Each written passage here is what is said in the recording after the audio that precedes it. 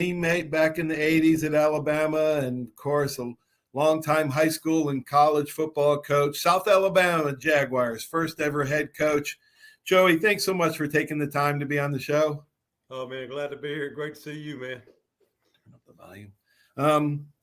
Let's start from the beginning. You grew up in Mobile. You went to Murphy High School.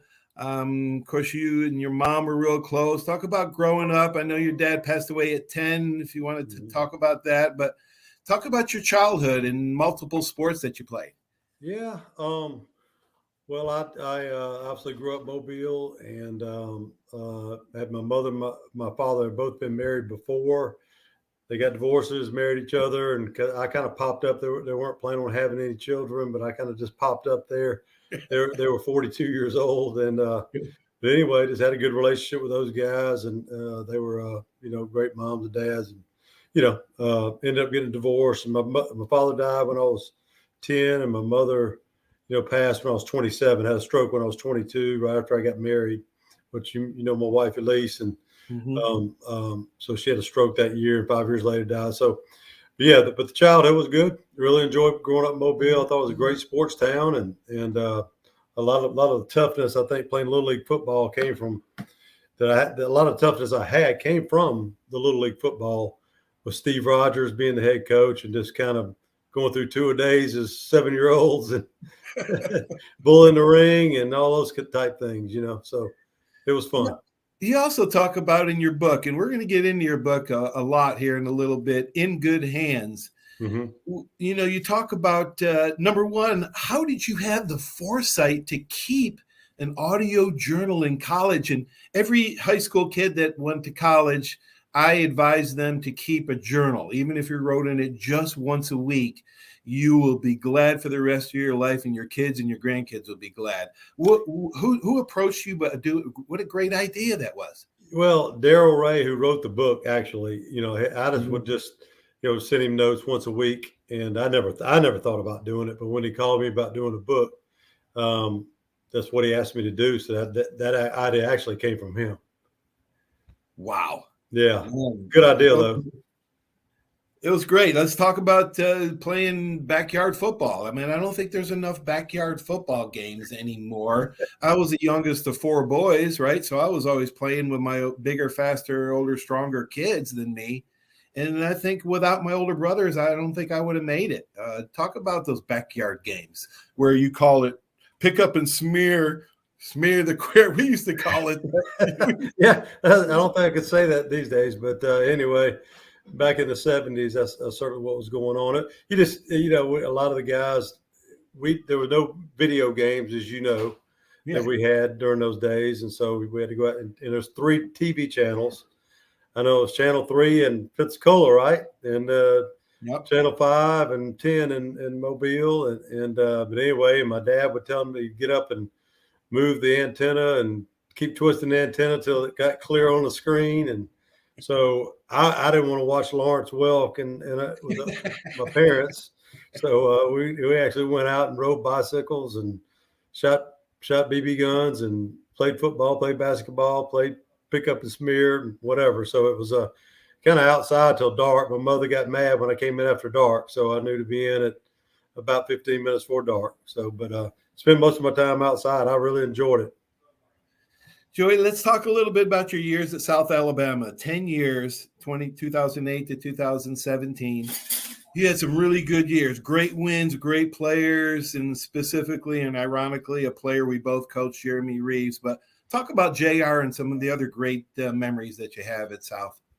Well, the first thing and the thing that comes to mind with Jeremy is just his mental strength and just the positive attitude he has on life. And, he just always thinks he can do something. And I believe, we can argue whether, is he tall enough for the NFL? Is he big enough?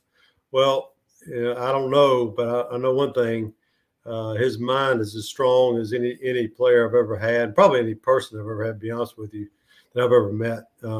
He's just got a great outlook, and I think his mind takes him to places that a lot of other people don't get to. And then that's what I've noticed about him. Just love being around him. He taught me a lot. Hopefully he learned maybe a couple things from me, but boy, I tell you, I learned a lot from him. Well, I did too, man. What a joy he was to coach. He's yeah, it's that when I interview elite players or Hall of Fame players, I always ask them the question, talent or intangibles, and 9 out of 10, almost 10 out of 10 say intangibles. Right. That's what, it's almost the it factor, right, Joey? It's hard to pinpoint it. It's hard to define it. It's hard to objectively, measure it. But when you see it, it's there, and Right. he has the it factor. What were some of the challenges at South Alabama that you faced? Well, I think obviously building a program from scratch was very difficult. From going, basically, we were club football the first year. The second year, we moved to Division II. The next year, we moved to the FCS level. The next year, we transitioned it into Division I, and then the following year, we actually played, full, Division I schedule, FBS schedule. So I think just the keeping up with the recruiting through those years, because when you at first it's hard to get Division I players because you're playing Division II and whatever we were playing during those first 3 or 4 years. And so you really couldn't start getting those Division I players in until you went Division I. They wanted to see the schedule where, we were playing against the Troys and playing against North Carolina States and Mississippi States and Louisiana Lafayette's and all those. So that was probably the toughest part because you had to have enough players on your team during those years to win. And so what do? In those days you couldn't let them go. Nowadays it's a yearly contract, and if you want to quote let someone go, you can and just add more to your list. But that wasn't the way it was in those days. It was a 4-year contract, and you couldn't just cut kids. So you were, and I don't want to use the word stuck, but some of the players that may not have quite been Division I players are still there, and you were trying to fill in. So that was probably the most difficult thing that I think we encountered. Joey, I had to cover you hundreds of times in practice, and I always had to turn my hips just a little quicker for you because you were the fastest Caucasian I ever covered. Period. College pros. Did you run track against Herschel Walker and Bo Jackson? Actually, yes. It's kind of funny. I only ran 1 year in high school because I played baseball, and I'll get to your question in a second. But I ran my senior year. My track coach got me out because I always played baseball. So obviously those 2 seasons were at the same time. Right. So basically I went out and ran track meets on the weekends, and I practiced maybe some handoffs with my 4x1 relay team and that kind of thing. So I ran track my senior year, did pretty well. And then when I went to Alabama, the track coach asked me to come out on the track team because they needed another leg on the 4x1. And I was actually the 4th fastest guy on that team. We had some real fast guys on there. Calvin Smith, as you might remember, who actually had the world record. World record holder, gold medalist. I think he ran 9.91 in the 100 meters. And I'll never forget. I'm going to get off the story, but anyway, in January we're working out in the lower gym, and we're doing our starts. It was so cold outside, and I'm running with the guy. I'm for 20, 30 yards. I'm like, who's this guy supposed to be so fast? And it warmed up, and we got out on the track later that month or whatever. And man, I had never seen him. He was probably 135 pounds, 5'7", and could fly. I mean, just unreal to see. I've never seen anybody that fast in my life to that point. But anyway, so that year, we ran, and I just ran on the relay team. They threw me in the 100 a couple times because I ran a 10.5, whatever. So it's still good, but not SEC fast. So one of the meets I remember was in the SEC championship. We had just run the 4x1. We did well, and anyway, so I'm lined up in the 100 meters, and I look to the left of me, and lane 4 was Herschel Walker. And there I was on the right hand in lane 5. And man, of course, I'm looking up at him and so, it's always been those big traps on him, those trap muscles. Traps, And I said, man, and it's just kind of funny. And this is not the reason he beat me, but I was just so mesmerized by looking at him, just how big he was. For the first 40 yards or so, we were pretty, pretty neck and neck and all that. Yeah. And to see that big guy at 235 pounds just take off. And I think he ended up running 10.18, something like that at 235 pounds. I'm like, I've never seen anything like that in my life. So, yeah, and I argue all the time that probably the best three running backs there's ever been in one era, as you know, are Bo Jackson, Herschel, and then Marcus Dupree, who played with Oklahoma from Mississippi. Right. Hey, I'm reading a book now. Jeff Pearlman wrote Bo Jackson's biography. So it talks about his exploits in track. It talks about his exploits in track and everything. Do you have a book that you recommend? Because I got a segment on my show, sports books worth reading. Some are and some aren't.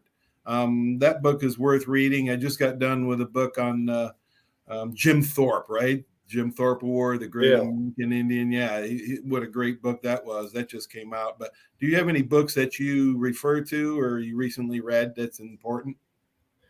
I think that if football goes, and I think this is a little more in the coaching world, but that's obviously with my profession, that's the type books that I would like to read. Mm-hmm. Coach Walsh's book, from the 49ers, I really believe the organization there and the things I learned from that book really helped me. Obviously, and this wasn't a book, but we had a book right in front of us, with Coach Bryant and just being around him, and I learned a lot of things there. So, but yeah, I think that book was probably one of the most influential books as far as my coaching career. All right, let's get in and talk about our coach, Coach Bryant, our mentor. Coach Ryan was a master motivator. You call him a psychic in your book. My meeting with him in 1982 changed my life forever. Talk about some of your interactions with Coach Bryant. I think that probably what I liked about him was he was the same in front of us as he was in front of a news camera or speaking at a banquet or, whatever it may be. I just always felt like he never changed. He wasn't this guy that was different behind the mic and different in front of us. And I just liked it just as, the way he made you earn things and the toughness aspect. And as you know, he got guys to play extremely hard. And I do think that is lost in this game. It's not lost. It's almost, I don't know, we use the word very rare, but I think that is not talked about in coaching enough, where it tends to be more scheme and getting athletes to get the fastest, biggest guys. And that's certainly important. But whatever guys you get to recruit and get them out there, I think if you can get them to play hard, that's I don't know what percentage it is, but it's a large percentage in the success of that team. I had one one-on-one meeting with him, and it was 1982 of August. And I don't think I've told this story on my podcast yet, but I was, practicing for 2 years, never dressed for a game, over, 500 workouts with Al Miller.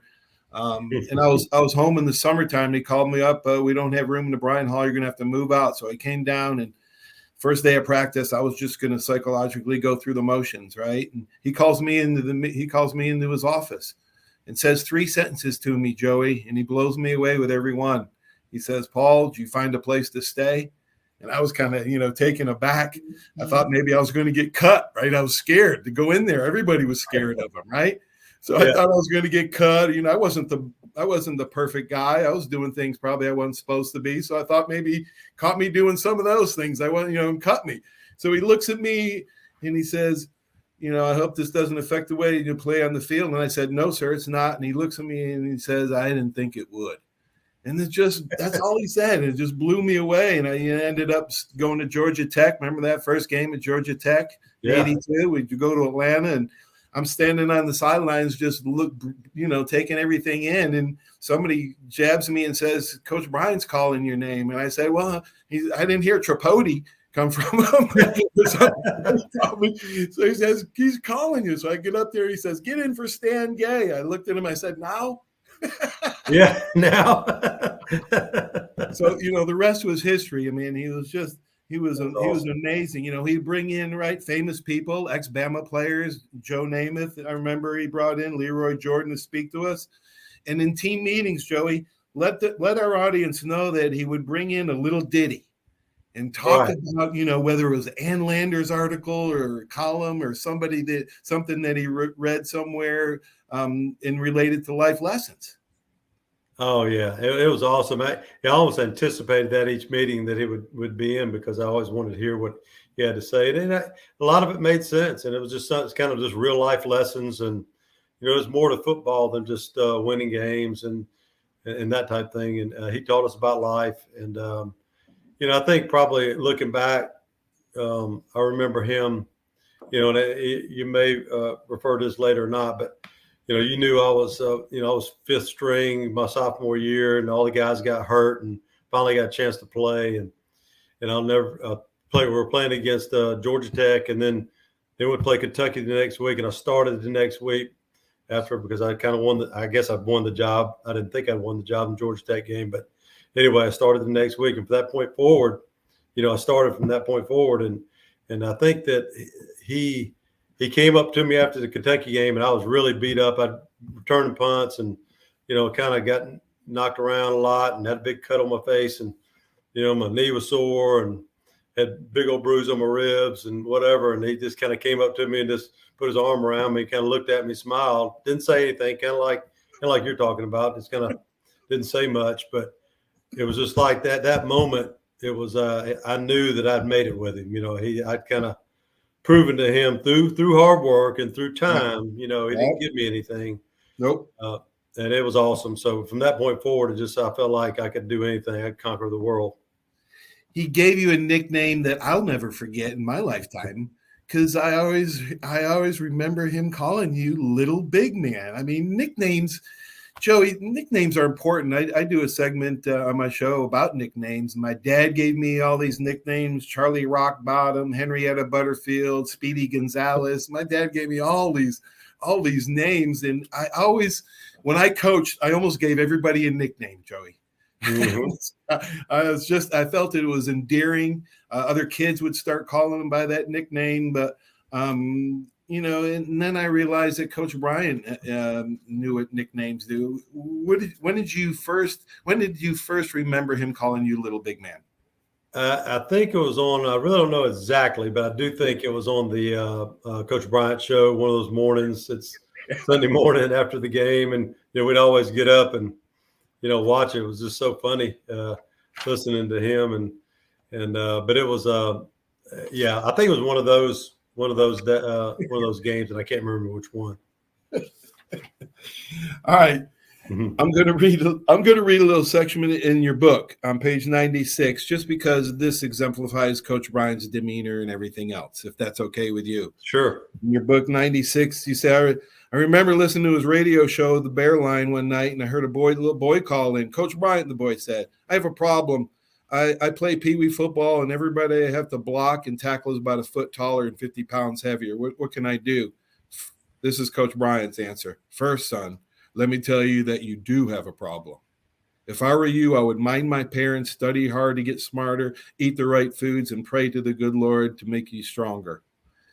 As for now, son, stay down around their feet, no matter how big they are. If you take their legs out, they can't run. Then, of course, there were calls from middle-aged men who just wanted to say, why did you run to the short side of the field when you had all that room to the other side? And Coach Bryant's response was, I was trying to win. But the calls from the children was the one he enjoyed most. You say he would always take more time with the kids, and you could almost hear the laughter in his voice. My favorite call is a little boy around 5 years old. Coach Bryant, the boy asked timidly. Yes, I just wanted to talk to you. Good, because I want to talk to you too. Your call flatters me. They talked for a while, and the conversation ended something like this. I love you, Coach Bryant. I love you too, son. I want to play for you, Coach Bryant. You better hurry, Coach said. I mean, he had all these ditties. He always said the right thing at the right time. And he was always kind. You see these coaches now, they're mean. They talk to the media like, they have a like some kind of regret or vendetta or anger against them. But he always knew how to talk to people, whether it was a janitor or the president of the United States. I read there's The Last Coach is a really good book, right, Joey, by Alan Vera. And that really exemplifies, what he was like. I think it was he met a president one time. I think it was Johnson, the big tall guy. And President Johnson said, "Boy, you're a big one, aren't you?" Coach Bryant said, "You're a big son of a bitch yourself." Yeah, I mean, he just had that way, and people ask me all the time, who's the best college football coach of all time? Which I know I'm going to be biased, and the reason I always say Coach Bryant is you can argue whether who won the most national championships, who was very best at their time in their era when they coached. Well, it's kind of comparing apples to apples in some ways, right? Apples to oranges. I'm sorry. Right. It's a different era. So you can't really compare that. But the one thing I could say, I would take Coach Bryant every time. And, obviously Coach Saban, there's, obviously got to be mentioned there, obviously. But what I would say about Coach Bryant is what you were just talking about. He endeared so many people endeared him that it was almost like family in the state of Alabama. He brought Alabama football together. And for generations, I mean, how many people still talk about Coach Bryant, at this point? Because even my mother, when she would come to practice, he would come down out of the tower, come give her a hug. He might not talk to her very long, but he would go and recognize her and hug her. And he was just that kind of man, just a real genuine man, as you know. Yeah. To me, that's what separated him. Certainly, we could argue football, X's and O's, recruiting, blah, blah, blah. But that element right there taught me a lot in my coaching is how to treat people, to separate the football business and the people business at times, where anybody you meet, treat them with respect. And I kind of learned that from him. Mm-hmm. I learned how to respect my mother from him. He was always, talking about calling your mama. I mean, that was huge.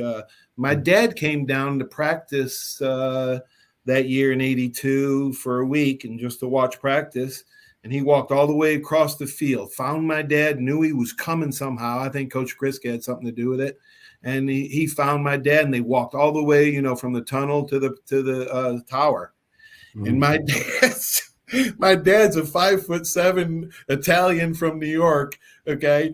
And you know how hard Coach Bryant was to understand. Mm-hmm. My dad said he couldn't understand one thing he said, except for you got a good boy there. That's the only thing he picked up out of the whole conversation.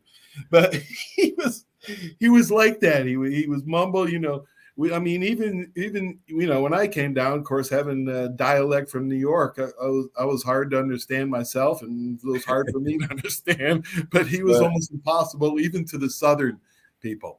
You remember when at practice when he would yell something on the megaphone and nobody knew what he said? The coaches just said, "Okay, just run the play again, run the play again." They couldn't understand it.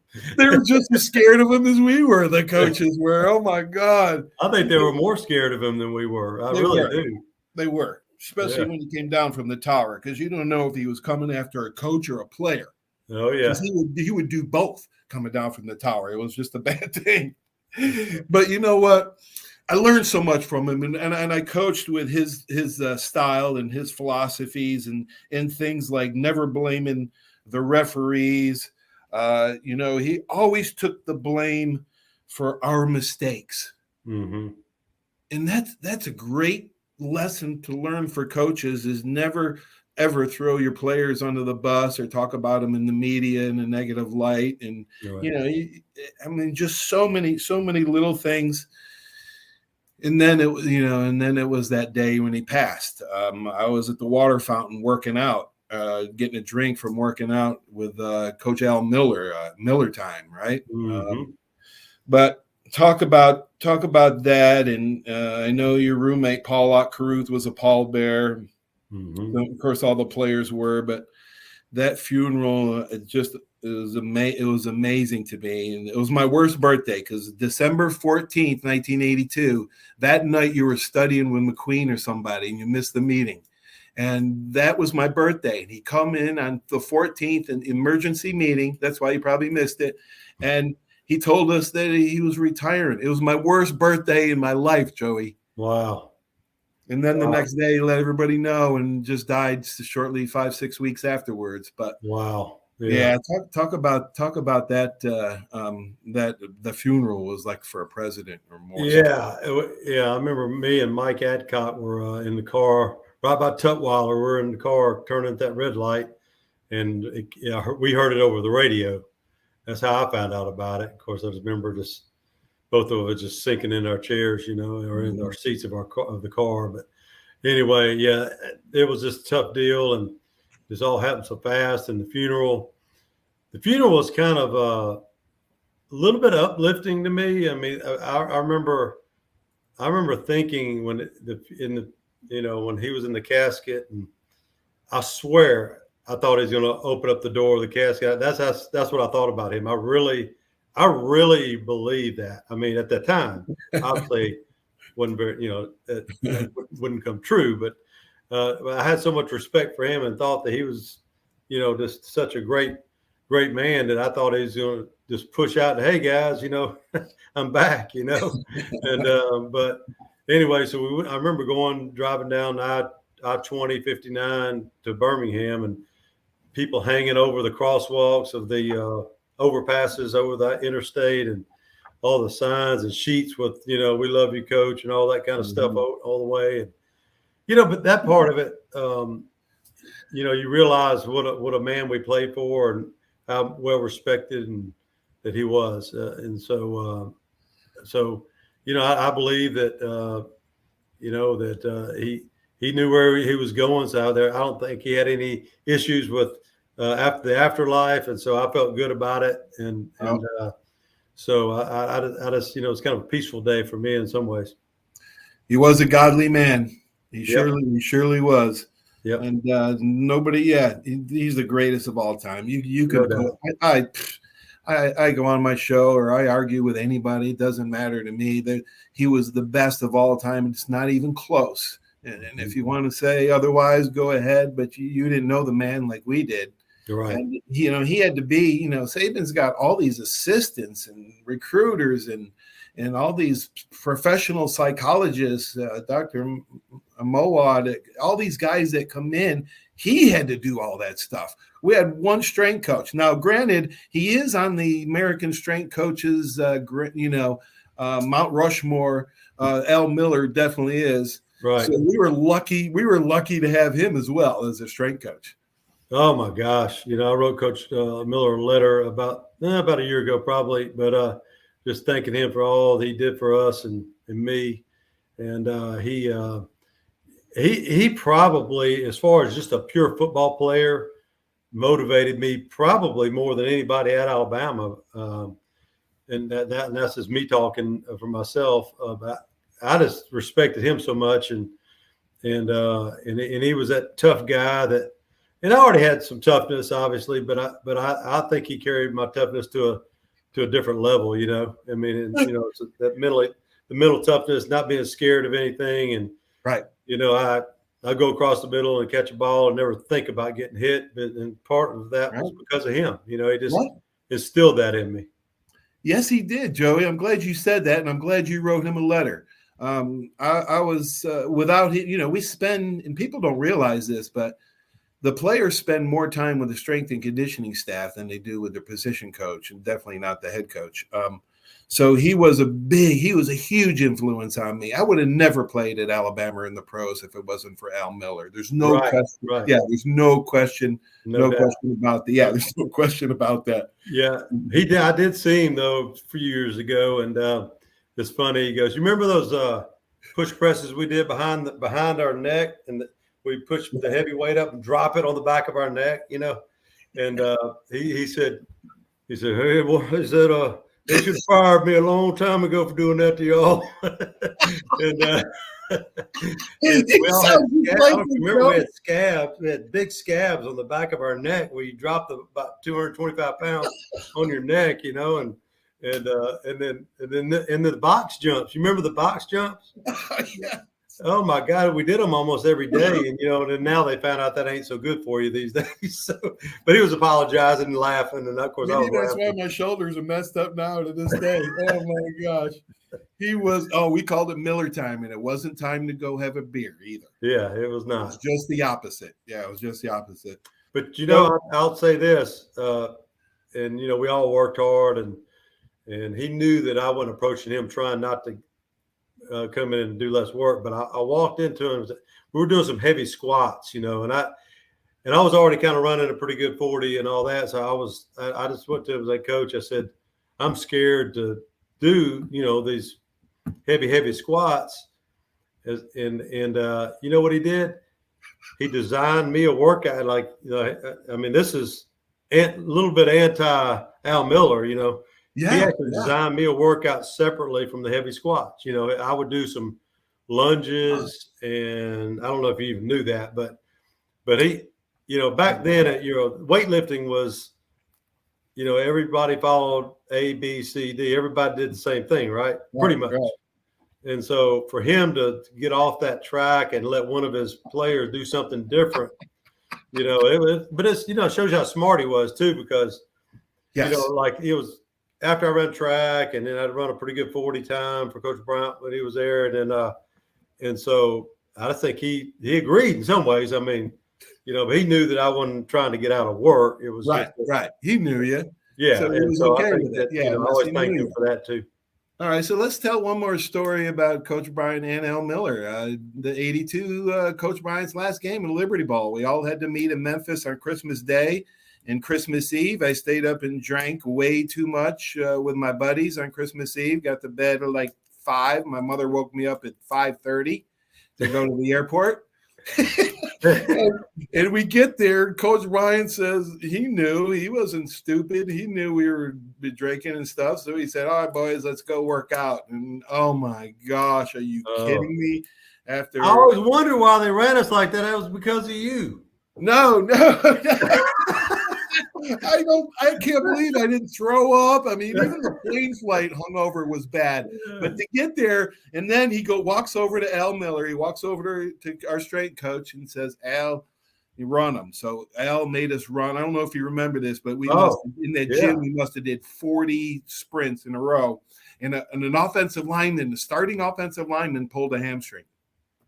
So after a while, Coach Miller didn't care. He just kept going.